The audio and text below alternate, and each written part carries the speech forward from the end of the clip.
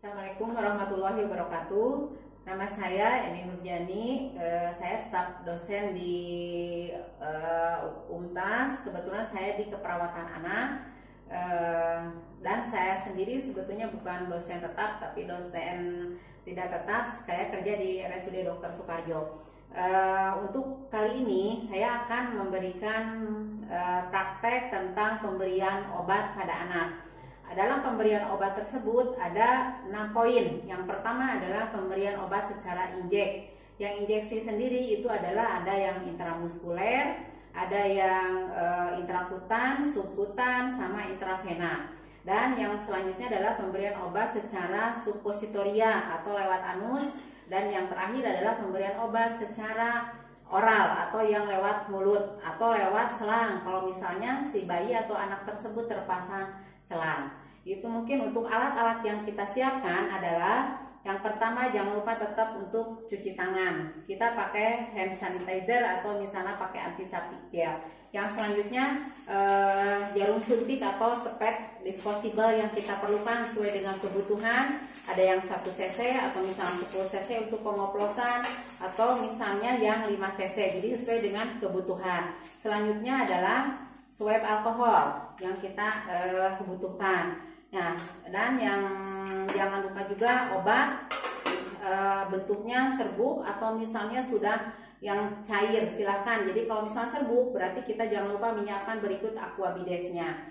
Nah, selanjutnya juga bengkok atau nirbekan untuk sampah yang nanti bekas suntikan. Dan obat oral atau obat yang dimakan sesuai dengan kebutuhan. Kalau misalnya obatnya masih berbentuk tablet, tapi jarang kalau pada anak biasanya sudah berbentuk serbuk. Jadi kita tinggal memberikan aja sesuai dengan dosis yang memang diperlukan sama anak tersebut. Selanjutnya juga handscoon dan perlak dan alasnya. Itu mungkin alat-alat yang kita. Obat yang selanjutnya adalah untuk suppositoria. Untuk suppositoria obatnya tergantung kebutuhan. Ada yang misalnya paracetamol atau misalnya untuk pencahar. Jadi sesuai dengan habis atau kebutuhan pasien tersebut untuk yang suppositoria. Itu mungkin obat atau alat-alat yang kita siapkan untuk perasaan atau tindakan pemberian obat pada anak dan bayi. Kita mulai dengan pemberian obat. Yang pertama adalah kita pemberian yang suntikan. Yang suntikan kita siapkan dulu obat yang kita butuhkan. Kita akan memberikan suntikan secara intravena dulu. Nah, untuk yang intravena, kalau pasiennya misalnya diinfus, kita cukup memberikannya lewat selang atau intraselang. Kalau misalnya pasiennya tidak diinfus, baru kita lakukan intravena langsung. Kita siapkan obat yang kita perlukan. Kalau jangan lupa kita cuci tangan. Cuci tangan dulu. Kita cuci tangan pakai handscoon sebelum kita melakukan pengoplosan obat. Nah, untuk pengoplosan sendiri atau pencampuran obat yang serbuk dengan aquabidesnya, biasanya kalau untuk di anak itu berbeda dengan di dewasa. Jadi kenapa berbedanya? Cairannya biasanya kita berikan adalah lebih sedikit. Biasanya kalau di dewasa itu dengan 1 gram kita mulai melakukan pencampuran dulu obatnya. 1 gram obat serbuk ini biasanya kalau di dewasa itu dicampur dengan aquabides 9 cc, tapi kalau di anak biasanya cukup dengan 4,5 cc. Jadi berbeda supaya nanti dalam gramannya tidak terlalu banyak. Nah, kita campur dengan 4,5 cc. Kita campurkan, nanti kita berikan sesuai dengan kebutuhannya. Kita lakukan dulu yang intravena. Kita campurkan dulu si obatnya, kocok-kocok. Nah, kita jangan lupa lihat di terapi obatnya atau les terapinya si anak tersebut. Dan jangan lupa dalam pemberian obat ini kita jangan mengabaikan prinsip 6B atau 6 benar.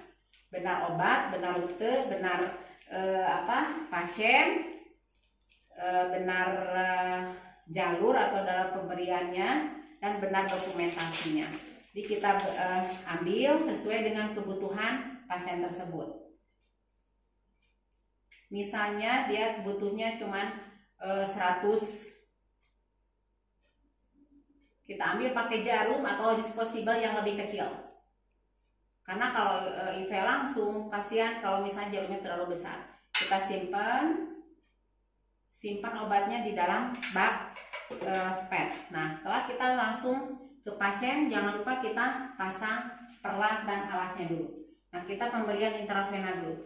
Nah, kalau untuk ini pasiennya misalnya tidak diinfus langsung, jadi kita dekatkan nirbekennya atau bengkoknya, ambil obatnya, jangan lupa swab alkoholnya. Kita pasang tourniquet dulu. Kita pasang tourniquet untuk meyakinkan di vena mana yang akan kita lakukan pemberian obat intravena tersebut. Kita pasang tourniquetnya.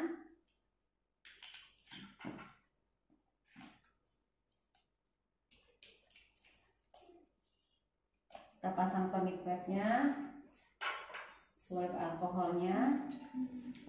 Kita lakukan desinfektan searah. Sudah kelihatan venanya, kita buka. Jangan dipegang lagi kalau sudah didesinfektan. Arahkan jarumnya ke atas. Arahkan jarumnya ke atas, lalu kita tusukkan dengan sudut 20-30 derajat. Kita tusukkan di vena tersebut sampai betul-betul masuk. Setelah itu diaspirasi. Apakah ada darah atau tidak? Kalau misalnya ada darah, berarti masuk ke dalam vena tersebut. Nah, kalau misalnya ada darah dan masuk ke dalam vena tersebut, kita buka tourniquetnya. Kita buka tourniquetnya, masukkan obat tersebut secara pelan-pelan.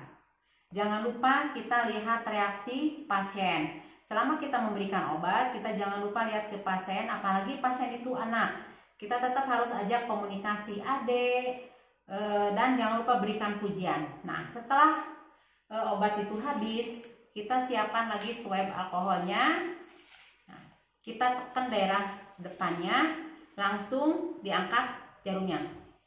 Langsung ditekan, jarumnya buang. Nah, buang ke dalam bengkok, tekan, langsung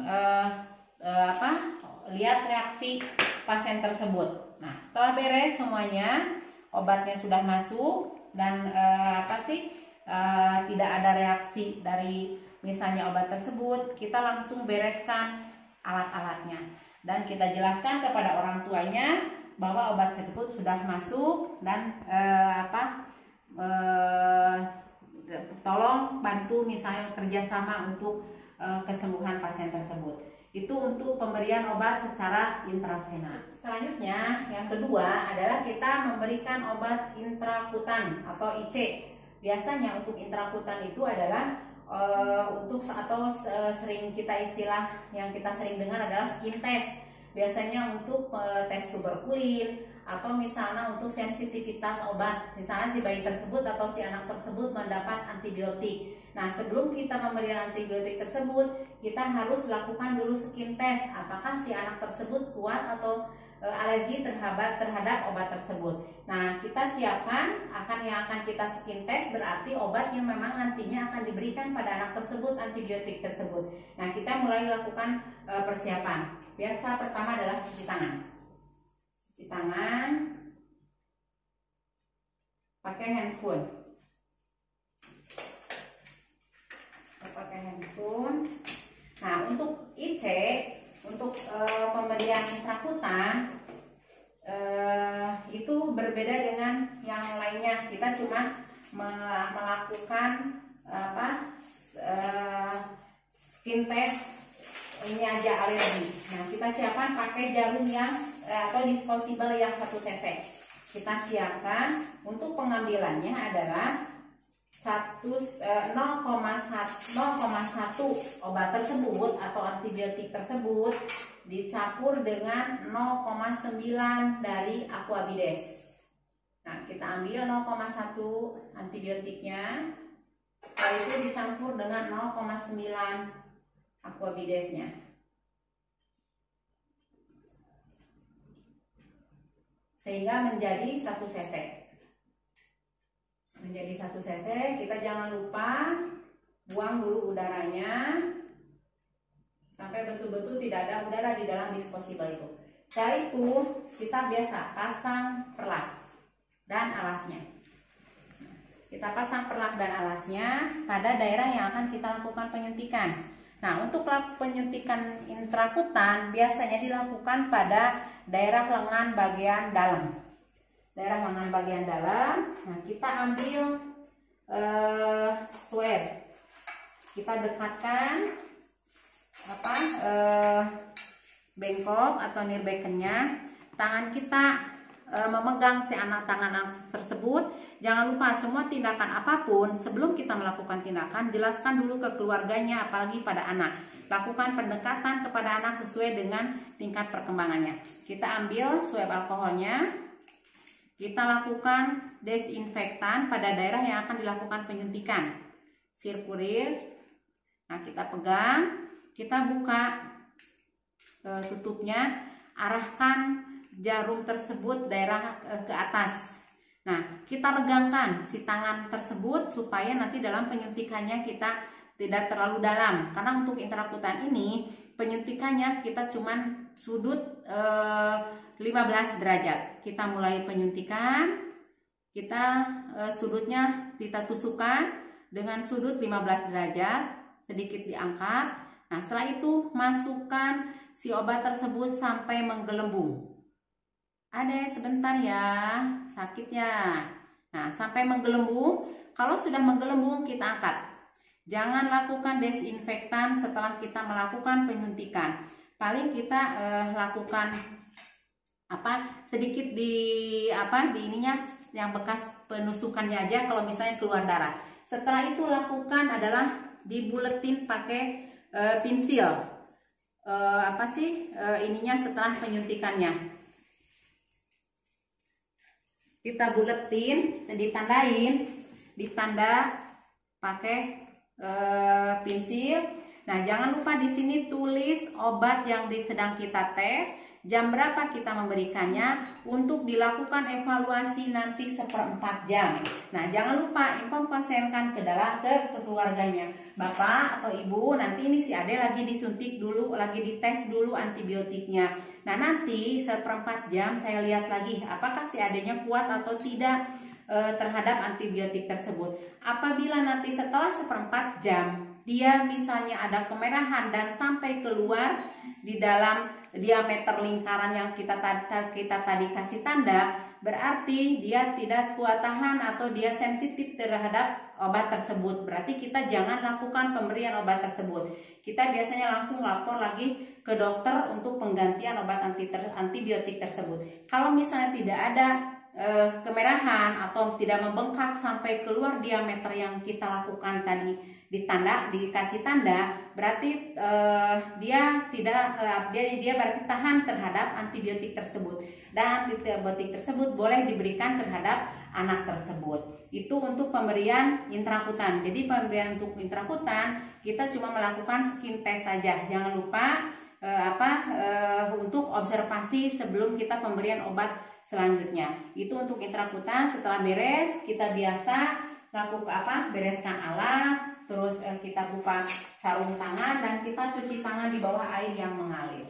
Itu untuk intrakutan. Yang ketiga adalah pemberian obat secara subkutan. Subkutan sendiri adalah sebetulnya di lapangan sendiri itu sudah jarang sekali dilakukan atau diberikan. Karena apa? Karena memang obatnya sendiri jarang diberikan. Biasanya itu adalah insulin yang memang diberikannya secara subkutan atau di otot yang di atas tangan. Nah, yang perlu kita siapkan pertama-tama adalah obat yang memang akan diberikannya tersebut. Obat yang memang diberikan secara subkutan. Jadi jangan sampai misalnya yang harusnya IM, karena subkutan dengan IM hampir beda sedikit gitu. Nah, kita siapkan obat yang akan kita lakukan. Kita cuci tangan. Setelah cuci tangan, kita harus pakai handscoon ya. Pakai handscoon. Kita siapkan juga obat yang akan kita berikan secara subkutan.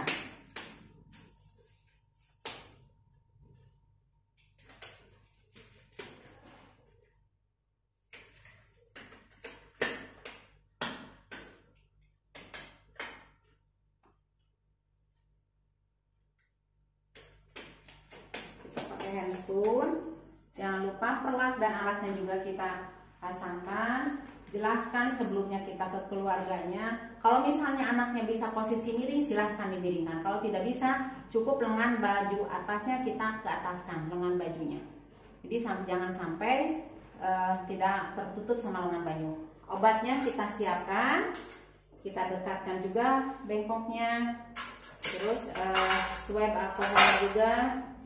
Nah, untuk yang subkutan, kita pada otot lengan bagian atas. Biasanya 3 jari di bawah bahu. Nah, ini. Nah, sebelum kita penyuntikan, kita angkat dulu otot tersebut atau dicubit sedikit. Nah, kita buka swab alkohol. Kita lakukan desinfektan dengan cara sirkular atau melingkar. Nah, kita buka obatnya. Kita mulai penusukan pada daerah yang akan kita suntikan. Nah, jangan lupa setiap penyuntikan apapun arah jarum adalah ke atas. Nah, kita mulai suntikan, ininya agak diangkat sedikit ototnya, kita suntikan dengan sudut 45 derajat. Kita suntikan, adek sebentar ya, agak sakit. Nah, kita suntikan. Nah, kita perlu aspirasi. Kalau misalnya ada darah, kita jangan masukkan, berarti dia masuknya ke vena bukan ke otot. Kalau pas kita aspirasi tidak ada darah, berarti dia masuk ke otot. Nah, berarti obat tersebut silahkan untuk dimasukkan. Kita masukkan obat tersebut pelan-pelan sampai lihat reaksi anak tersebut. Setelah habis obat tersebut, kita tekan pada pakai swab alkohol, lalu diangkat jarumnya. Kita tekan daerah yang bekas penyuntikannya, jangan sampai nggak usah dikudo-kudo, yang penting kita tekan. Setelah beres, kita bereskan alat. Reaksi pasiennya kita lihat setelah penyuntikan. Kita bereskan alatnya dan pasiennya juga dirapihkan lagi. Jelaskan ke keluarganya bahwa tindakan tersebut sudah beres dilakukan. Jangan lupa setiap obat apapun yang setelah kita berikan, jangan lupa observasi setelahnya. Takutnya memang ada reaksi setelah penyuntikan. Itu untuk pemberian secara subkutan alat-alat, dan kita terakhir adalah buka handscoon dan cuci tangan secara hand washing.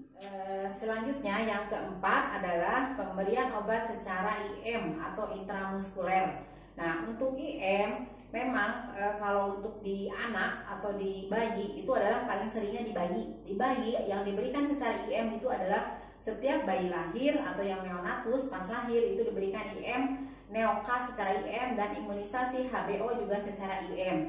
Jadi untuk di bayi itu biasanya paling banyak adalah di neonatus atau bayi baru lahir. Nah, yang perlu kita siapkan adalah obat yang pertama. Obat yang memang akan kita berikan kepada pasien tersebut atau bayi tersebut. Nah, misalnya neoka itu 0,5 mg. Nah, kita siapkan pakai sepet yang kecil atau disposable yang 1 cc. Biasa kita sebelumnya kita cuci tangan dulu. Kita cuci tangan pakai handscoon. Semua tindakan yang memang berisiko kita kena cairan tubuh pasien, jangan lupa harus selalu pakai handscoon. Dan cuci tangan, yang paling penting cuci tangan. Pakai handscoon. Nah, untuk pemberian intramuskuler atau IM itu sebetulnya banyak lokasi yang bisa dipakai, bisa di otot pantat, bisa di paha, atau misalnya otot perut juga bisa, atau otot yang di lengan atas. Cuman untuk di anak atau di bayi, biasanya kita untuk memudahkan tindakan, kita lakukan di otot paha bagian luar, sebelah sini 1/3 otot paha bagian luar. Nah, kenapa lebih memudahkan? Pertama, kita tidak bisa memprediksi pada anak atau bayi tersebut bisa kooperatif, terutama mungkin pada bayi. Kalau misal di paha, kita gampang untuk melakukan tindakan fiksasinya. Kita tinggal menekan lutut si bayi tersebut atau anak tersebut dan memeluk sama keluarganya bagian atasnya atau ke bagian mukanya. Jadi si anak itu bisa posisi dengan terfiksasi tapi tidak menyakiti anak tersebut atau bayi tersebut. Nah, kita siapkan obatnya. Jangan lupa kita pasang perlak dan alasnya pada daerah yang akan kita lakukan penyuntikan IM. Kita pasang perlak dan alasnya deh sebentar. Jangan lupa kita lakukan pendekatan. Kalau ke bayi sendiri sebetulnya meskipun bayi sendiri belum bisa bicara, tetap harus kita komunikasi. Nah, kita siapkan alatnya, obatnya. dekatkan si non-bekan, terus swab alkoholnya kita siapkan juga. Nah, daerah ini akan kita lakukan penyuntikan secara intramuskuler atau secara IM. Daerah otot paha bagian luar 1/3, 1/3-nya dari atas bukan dari bawah. Berarti dari sini, otot sini ya. Nah, kita lakukan desinfektan pakai swab alkohol, memutar.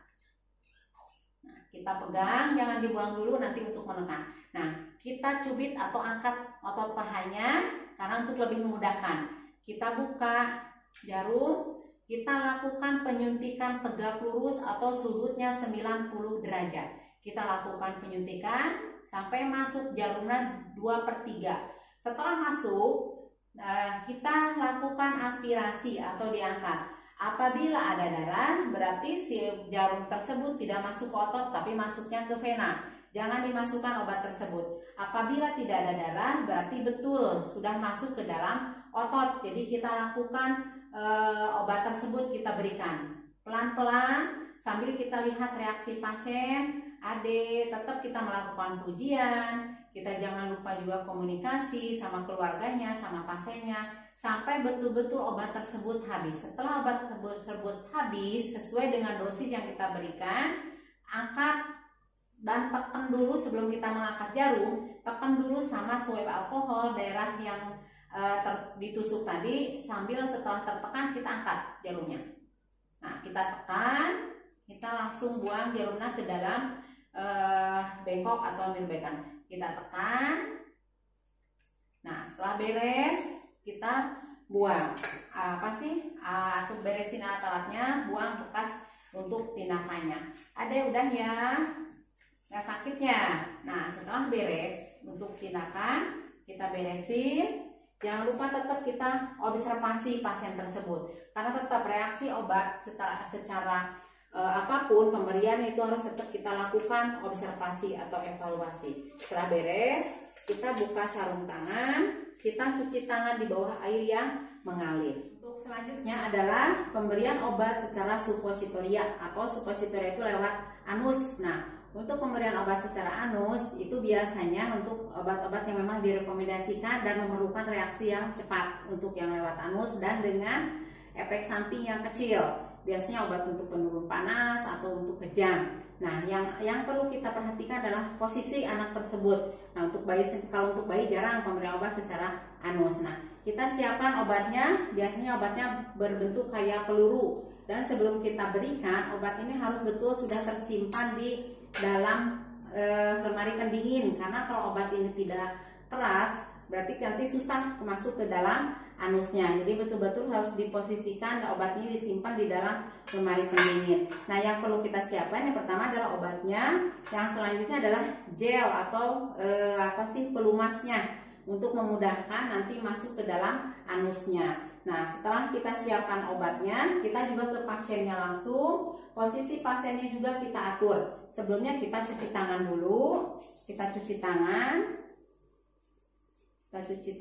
Sama pakai handscoon. Apalagi misalnya kita mau memberikan obat lewat anus, betul-betul kita harus proteksi. Kita pakai handscoon. Jangan lupa keluarganya juga diajak komunikasi dan diberikan penjelasan tentang apa yang akan kita lakukan. Si adenya juga sama pasiennya. Ade sebentar ya posisinya. Posisinya boleh kita posisi seperti ini di posisi dorsal lumen-kan, mangga, atau misalnya kalau pasiennya kooperatif posisi miring atau posisi sim. Ada sebentar miring ya, kaki yang bawahnya lurus, yang ininya dilipat. Kita pasang perlak di sini dan alas ibu sebentar dipegang. Dibuka baju bagian bawahnya. Nah, kita buka baju bagian bawahnya. Kita siapkan obatnya. Dekatkan bengkoknya, kita siapkan obatnya, dibuka dulu. Nah, jangan lupa pakai jeli untuk memudahkan obat ini masuk ya. Nah, setelah kita obatnya buka, terus kita pakai jeli, kita langsung masukkan ke dalam anus pasien tersebut. Nah, selama kita memasukkan obat tersebut, harus kita tetap ada napas dalam, tarik napas ya. Kita suruh jangan sampai tertahan si obat tersebut. Jadi untuk kemudahan kita langsung masukkan. Nah, setelah dimasukkan, sudah beres semuanya masuk. Jangan posisi pertahankan dulu seperti ini. Takutnya nanti obatnya keluar lagi. Nah, setelah misalnya obatnya masuk dan yakin obatnya tidak keluar lagi, kita baru bereskan alat dan posisi pasiennya juga dibereskan lagi. Posisi pasiennya dibereskan kesemula. Kalau obat yang kita berikan adalah obat pencahar, otomatis kita harus sudah menyiapkan pispotnya. Takutnya pasiennya langsung pingin BAB. Kalau misalnya untuk obat penurun panas, berarti keluarga harus dikasih tahu obat apa yang memang kita berikan. Itu untuk pemberian obat secara suppositoria. Setelah beres semuanya, alat dibereskan, kita buka sarung tangan dan kita langsung cuci tangan di bawah air yang mengalir. Yang terakhir, pemberian obat adalah tentang pemberian obat yang lewat mulut atau lewat oral. Nah, obat yang untuk lewat mulut, kita pastikan dulu obatnya. Kalau misalnya anaknya sudah besar, berarti bisa memakan obat yang memang tidak perlu dihaluskan dulu atau dipuyarkan dulu. Silahkan. Tapi kalau misalnya anaknya tidak bisa memakan obat secara yang tidak dihaluskan, otomatis kita harus menghaluskan dulu obat tersebut. Lebih baik kita langsung minta ke apoteknya untuk berbentuk serbuk. Nah, kalau yang pada bayi, otomatis obat tersebut tidak bisa berbentuk tidak halus atau tetap berarti harus dihaluskan atau berbentuk serbuk. Nah, kita siapkan obat yang akan diberikan. Misalnya biasanya sudah satu saset yang berbentuk serbuk, kita siapkan.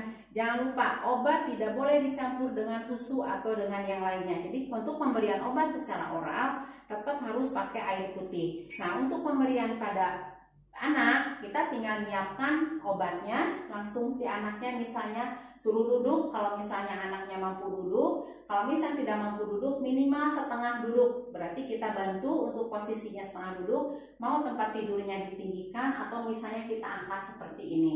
Nah, untuk yang bayi, kalau bayinya bisa minum obat secara oral, tidak perlu bantuan dengan selang, otomatis kita boleh menggendong bayinya. Dengan syarat kita sudah menyiapkan obat tersebut di dalam sendok. Kita langsung masukkan ke dalam sendok obat tersebut. Si bayinya kita pasang. Kita nggak usah pakai air spoon ya. Cukup dengan kita cuci tangan aja. Kita pasang perlak. Nah, kita langsung misalnya posisi kita bayi tersebut kita gendong, kita langsung berikan obat tersebut sesuai dengan dosisnya. Ade, sila ini. Nah, kita kasih obatnya. Nah, kalau misalnya sudah diminum, kasih dulu air putih lagi. Nah, air putih sampai betul-betul si obat itu kemakan. Selama 1/4 jam setelah pemberian obat per oral, kalau pada bayi jangan dulu dikasih susu, biarkan dulu obat tersebut suruh masuk dulu. Setelah 1/4 jam boleh si adik bayinya langsung menetek lagi pada ibunya, atau kita langsung kasih susu secara per oral. Itu untuk obat. Nah, setelah beres, kita langsung beresin alatnya. Bayinya ditidurkan lagi. Kita langsung cuci tangan di bawah air yang mengalir. Itu untuk pemberian obat pada bayi. Kalau misalnya si pasiennya anak, terutama kalau udah besar, mampu sendiri, berarti kita tinggal menyiapkan obatnya saja sesuai dengan dosis dan jam yang memang pemberian itu harus tepat. Apalagi misalnya obatnya antibiotik, atau kita bisa melibatkan keluarganya, ibunya. Jadi kita tinggal mengevaluasi apakah betul-betul obat tersebut sudah dimakan oleh anak tersebut. Itu untuk pemberian obat secara oral. Itulah mungkin tindakan atau perasaan yang tadi saya sudah berikan. Pemberian obat pada bayi dan anak yang terdiri dari pemberian obat oral, suppositoria, injeksi. Injeksi itu ada yang intravena, intrakutan, subkutan, sama IM. Dalam pemberian obat, yang perlu kita perhatikan adalah prinsip 6 benar itu ya. Jadi jangan lupa benar dosis, benar obat, benar rute, benar jam pemberian, benar pasien, dan benar dokumentasinya. Jadi betul-betul harus cek dan recheck lagi obat yang akan kita berikan. Karena apa? Dosis apalagi obat dengan pemberian injek, reaksinya sangat cepat dan memang efeknya mungkin akan sangat fatal. Jadi sebelum terjadi efek samping yang sangat fatal, betul-betul kita harus cek dan recheck lagi secara teliti untuk pemberian obat tersebut. Jangan lupa dokumentasi terakhir, dokumentasi kita pemberian obat tersebut betul-betul harus didokumentasikan secara benar, karena menjadi tanggung gugat nanti kita kalau misalnya ada apa-apa pada pasien tersebut, dan sebagai bukti bahwa kita sudah melakukan tindakan tersebut pada pasien tersebut. Dan jangan lupa kalau untuk anak akan berbeda dengan dewasa. Setiap tindakan apapun pada anak berbeda dengan di dewasa, mulai dari pendekatannya harus sesuai dengan tahap perkembangan, terus ke orang tuanya juga harus betul-betul kita pendekatan yang ekstra lebih daripada yang ke dewasa. Jangan lupa berikan pujian dan pendekatan secara